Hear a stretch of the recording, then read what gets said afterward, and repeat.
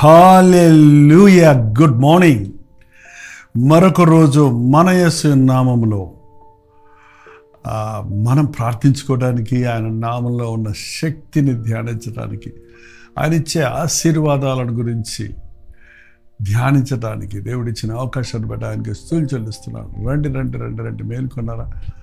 దేవుని వాక్యాన్ని ధ్యానిద్దాం. పరిశుద్ధుడా, నీకు వందనములయ్యా. నీ మాటలు ధ్యానిస్తుండగా మా హృదయాలలో సంతోషము, ఉల్లాసము కలుగజేయనిము. మా దుఃఖము, విచారము ఎగిరిపోనిము. నీ శక్తిని పుంజుకొని నీ సాక్షులు కొనుటకు నీ సన్నిధిని అనుగ్రహించమని క్రీస్తు నామంలో అడుగుచున్నాను తండ్రి. ఆమేన్. అవునండి, దేవుని నామమును మనం స్మరిస్తున్నప్పుడు మనకు సంతోషముగా ఉండాలి. ఎలా ఉన్నారు? సంతోషంగా ఉన్నారా? సంతోషంగా ఉన్నారా? కష్టాలు వస్తూనే ఉంటాయండి, పరిస్థితులు మారుతూనే ఉంటాయండి. ఇదిగో ఒకటి కాకపోతే ఒకటి, ఏదో ఒకటి మానవుడిని పట్టి పీడిస్తూనే ఉంది కదా. ఒకటి తర్వాత ఒకటి మరి నరజాతిని వేధిస్తూనే ఉంది కదా. అన్నీ బాగుంటే మనసు బాగోదు, మనసు బాగుంటే ఆహారం ఉండదు, ఆహారం ఉంటే ఏంటంటే తినటానికి టైం ఉండదు అన్నట్టుగా ఉంది ఈ రోజున మనుషుల పరిస్థితి. ఎందుకు మనుషులు ప్రయాసపడుతున్నారు, ఆయాసపడుతున్నారు, రాత్రింబగళ్ళు కష్టపడుతున్నారు, ఏది సాధించలేక విసిగిపోతున్నారు. చూడండి, నరులు ఎంత కష్టపడ్డా దేవుని ఆశీర్వాదం మన కష్టార్జితం వల్ల ఎక్కువ కదటండి. నరుల కష్టము దేవుని ఆశీర్వాదాలకు మూలం కాదు.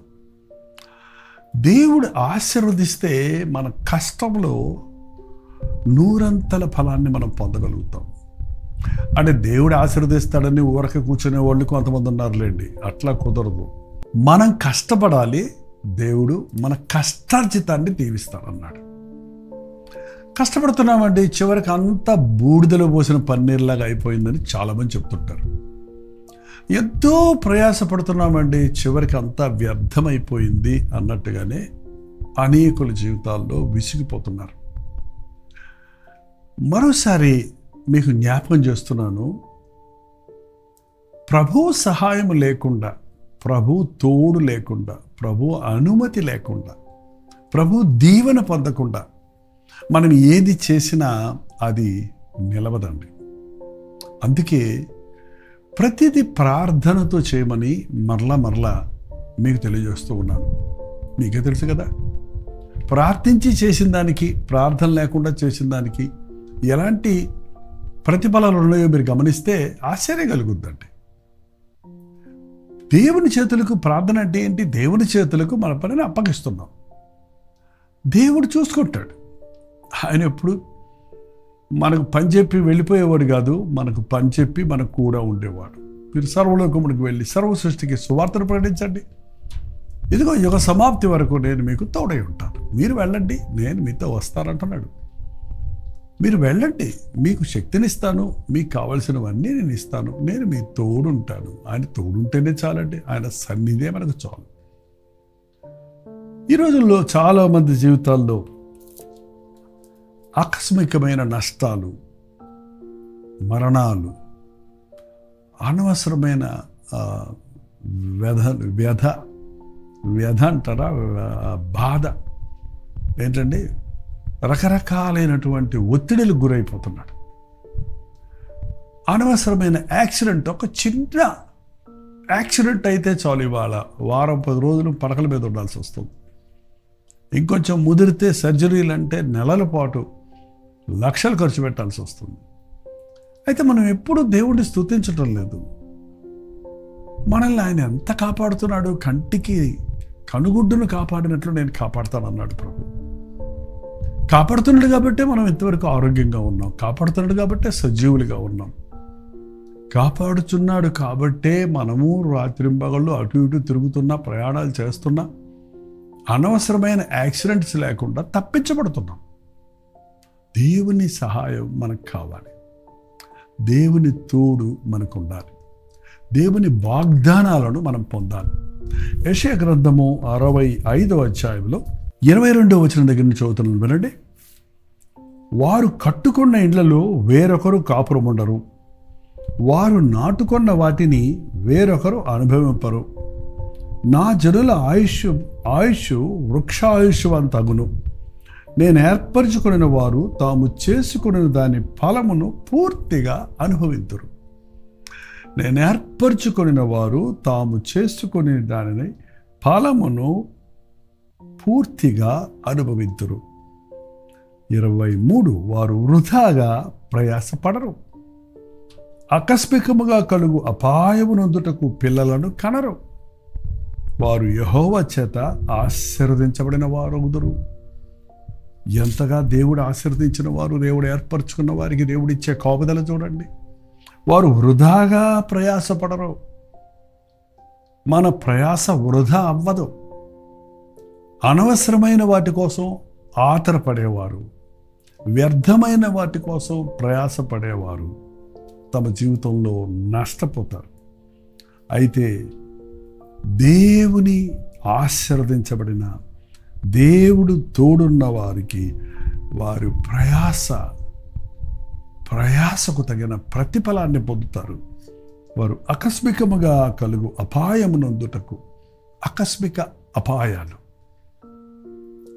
మనకి ఆ మాట ఉపయోగిస్తలేదు. యాక్సిడెంట్ అంటే ఏంటండి? అది ఎదురు చూడలేదన్నమాట. కొన్ని నిమిషాల వరకు మనకు తెలియదు ఆ యాక్సిడెంట్ అవుద్దని. కొన్ని క్షణాల వరకు మనకు తెలియదు అటువంటి అపాయంలో ఇరుక్కుంటామని. ఆకస్మికంగా కలుగు అపాయముల నొందుటకు పిల్లలను కనరు.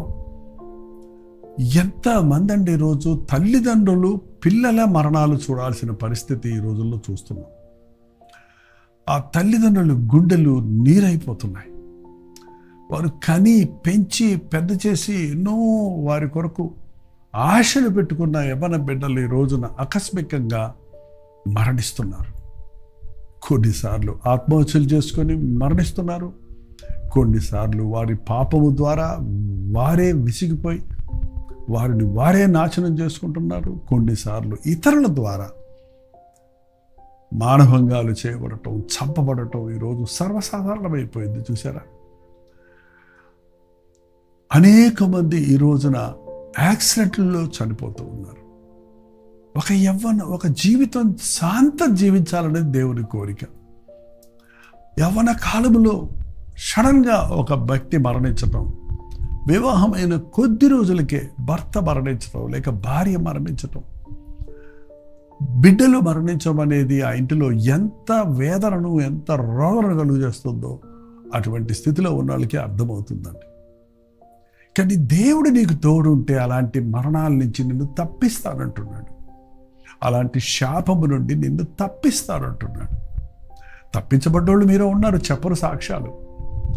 వెంట్రుక వాసిలో యాక్సిడెంట్ తప్పిందండి, నేను కింద పడ్డాను, బైక్ తుక్కయింది, కానీ నాకు ఒక్క గాయం కూడా తగలేదు అని సాక్ష్యాలు చెప్పేవాళ్ళు ఉన్నారండి. ఎందువల్ల అలా వారికి జరిగిందంటారు? అది వారు దేవుని కంచెలో ఉండటం, వారి కొరకు ఎవరో విజ్ఞాపన ప్రార్థన చేస్తూ ఉండటం. తల్లి ప్రార్థన, తల్లిదండ్రుల ప్రార్థన బిడ్డల్ని కాపాడుతుందండి.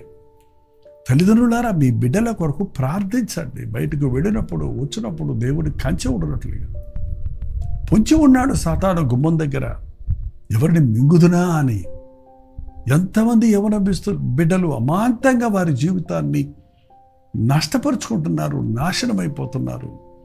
వారు దురభ్యాసాలకు, డ్రగ్స్కి, మద్యానికి గురైపోయి వారి జీవితానికి ఒక గురి లేని వారిగా జీవిస్తూ 30 ఏళ్ళకి 60 ఏళ్ళ వాళ్ళు ముసలోళ్ళు అయినట్టుగా వాళ్ళు ఏమీ చేయలేని పరిస్థితుల్లో ఇంటి వారికి, సొంత వారికి భారంగా తయారవుతున్నారు. ఇట్లాంటి వారు మీ ఇంట్లో ఉన్నారా?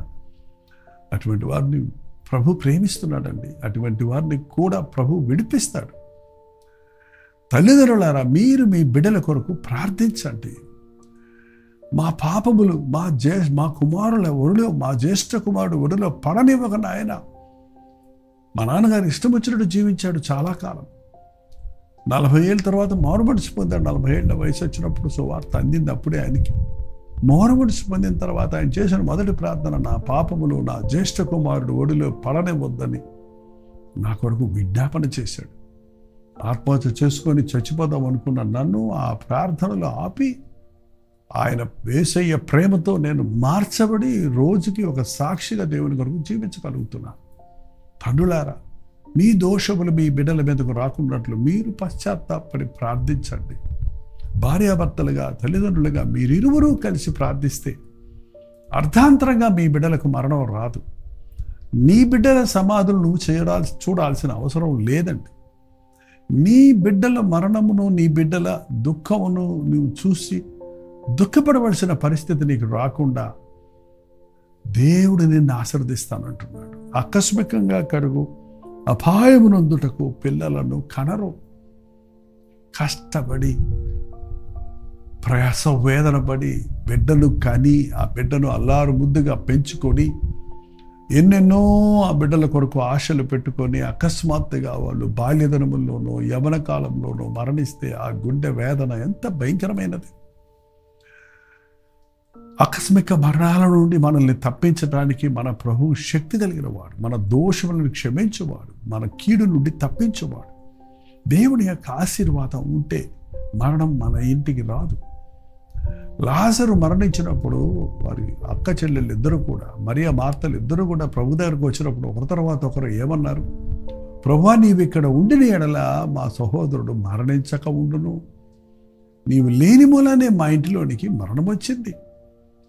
నీవు లేని మూలానే మా ఇంటిలోనికి దుఃఖం వచ్చింది. అవును, ప్రభు ఉన్న చోట, జీవాధిపతి ఉన్న చోట జీవం ఉంది. కాబట్టి చనిపోయి 4 రోజులు సమాధిలో పెట్టబడిన లాజరు కూడా జీవించాడు.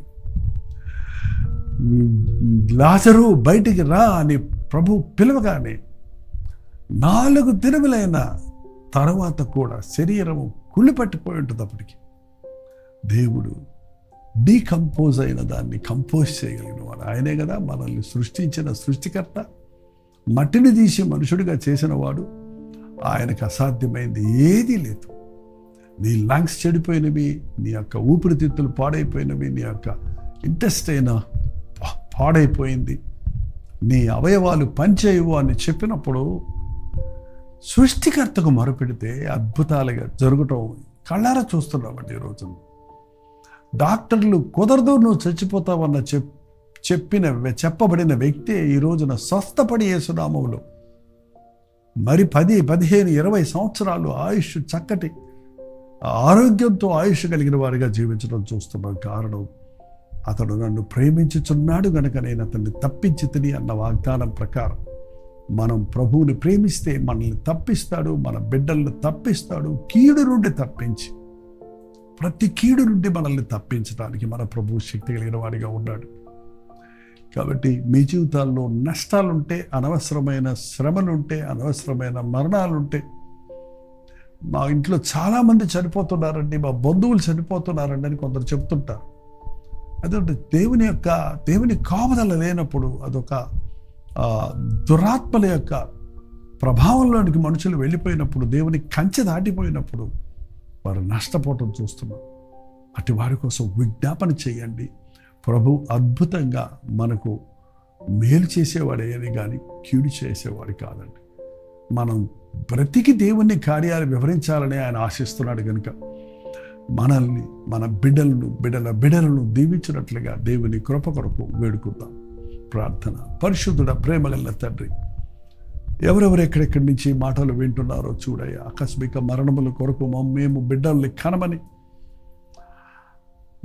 ప్రయాస వ్యర్థము కాదని నీవు చెప్పిన మాట అక్షరాల మా జీవితాల్లో నెరవేరడానికి సహాయం ఇచ్చేవి. ఇప్పటికే కష్టపడి ప్రయాసపడి కట్టుకున్న ఇళ్లను ఉండలేకనే పరిస్థితుల్లో ఉన్నవారు, అప్పుల పాలై అమ్ముకుంటున్నవారు, ప్రయాసపడి సంపాదించుకున్న డబ్బంతా మోసపోయి నష్టపోతూ ఉన్నవారు, కష్టార్జితంలో దీవెన లేకుండా ఎప్పుడు తండ్రి చిరిగిపోయిన సంచిలో వేసిన డబ్బు వలె మా జీవితాల్లో ఉన్నప్పుడు ఒక్కసారి నీ వైపు చూచుటకు, ఈ శాపము నుండి మమ్మల్ని కొట్టివై ప్రభువా నిన్ను వేడుకొనుటకు సహాయం చేయి. ఎవరెవరటి పరిస్థితుల్లో ఉన్నారో వారి కొరకు ఈ సమయంలో నీ సన్నిధిలో ప్రార్థిస్తున్నాము. ఇది మొదలుకొని నీ ఆశీర్వాదం మా జీవితాల్లో దయచేయమని క్రీస్తు నామములో అడుగుచున్నాము తండ్రి. ఆమేన్. తండ్రి అయిన దేవుని యొక్క ప్రేమయు, కుమారుడైన క్రీస్తు యొక్క కృపయు, ఆదరణకర్త అయిన పరిశుద్ధాత్మ యొక్క సహవాసమును కూడి ఉన్న మనందరికీ ఇప్పుడు సదాకాలము తోడయుండును గాక. ఆమేన్. దేవుని స్తోత్రం. మీ ప్రార్థనా వసతుల భారాలు ఎప్పటికప్పుడు 954041 నెంబర్కి, ఒకవేళ మీరు ఇతర దేశాల్లో ఉంటే 91001008 నెంబర్కి ఒక టెక్స్ట్ కానీ వాయిస్ మెసేజ్ కానీ వాట్సాప్ చేయండి. మీ పక్షంలో మేము ప్రార్థిస్తున్నాం. మీరు కూడా ప్రార్థించండి. దేవుడు అద్భుతంగా మనల్ని ఆశీర్వదిస్తాడు. మీ జీవితాల్లో ఆశీర్వాదాలు ఉన్నాయా ఒకసారి పరిశీలించుకోండి. మీ కుటుంబంలో అనవసరమైన మరణాలు ఉంటే దేవునికి మొరపెడదాం. అనవసరమైనటువంటి వేదనలు ఉంటే వాటి విషయమై దేవుని సందులో పశ్చాత్తాపడదాం. మీ జీవితంలో దేవుని కంచె కాపుదల కలిగి దీవించబడే వారిగా ఉండాలని ప్రభు నా సన్నిధిలో నేను ప్రార్థిస్తున్నాను. అట్టి కృపలు మనందరికీ దేవుడు దయచేయను గాక. ప్రవచితమైతే మధ్యాహ్నం 3 గంటలకి హెచ్చరిక, అలాగే రాత్రి 9 గంటలకి కలువరి ప్రతిరోజులో మళ్ళీ కలుసుకుందాం. అంతవరకు దేవుని మహాకృప మీ తోడేయను గాక.